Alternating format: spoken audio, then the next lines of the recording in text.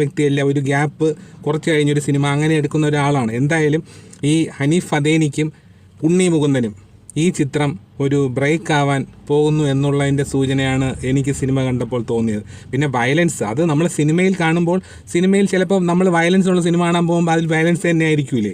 അപ്പോൾ comedy സിനിമയാണെങ്കിൽ comedy ആയിരിക്കും. അപ്പോൾ അതൊരു ഒരു സിനിമയുടെ ഒരു രീതിയാണ്. അപ്പോൾ ഒരു ഇന്ന ഒരു വിഷയമാണ് പറയുന്നതെങ്കിൽ അതിൽ വയലൻസ് ആയിരിക്കും, അല്ലെങ്കിൽ കോമഡി ആണെങ്കിൽ കോമഡി ആയിരിക്കും. അപ്പോൾ അതിലത് ചില സിനിമയിൽ കോമഡി കൂടി എന്ന് പറയുന്ന പോലെ ഇതിൽ സ്വപ്പം വയലൻസ് കൂടി, അല്ലെങ്കിൽ ഇതുവരെ ഉള്ളതിൽ വയലൻസ് കൂടുതലുള്ള സിനിമയാണ് എന്നേ ഉള്ളൂ. അപ്പോൾ എന്തായാലും ഉണ്ണി മുകുന്ദൻ ഒരു നെക്സ്റ്റ് ലെവലിലേക്ക് കടക്കുന്നതിൻ്റെ ഒരു സൂചനയാണ് ഈ മാർക്കോ എന്ന ചിത്രം. എന്തായാലും 18 വയസ്സിന് മുകളിലുള്ളവർ തിയേറ്ററിൽ പോവുക, ഈ ചിത്രം കണ്ട് ആസ്വദിക്കുക.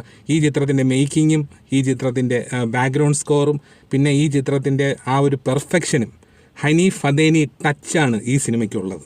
എന്തായാലും തിയേറ്ററിൽ തന്നെ കണ്ട് നിങ്ങൾ തീരുമാനിക്കുക.